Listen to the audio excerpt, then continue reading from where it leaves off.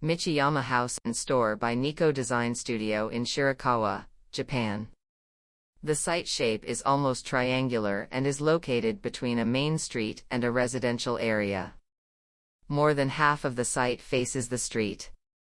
Because of its good location, the client requested a house with a space that could be used as a rental store.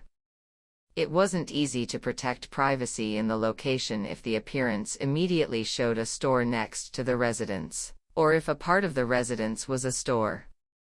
Therefore, before considering its purpose, we imagined the overall image of the building as a series of roofs, large and small, dispersed throughout the building, and then we thought about the appearance of the various interior and exterior spaces that would be contained under the roofs.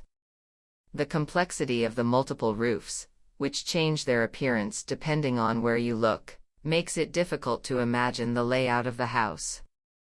We hoped that this would not only protect the family's lifestyle, privacy, but would also make it a familiar presence for passers-by and children. During the design process, society was in the midst of COVID-19.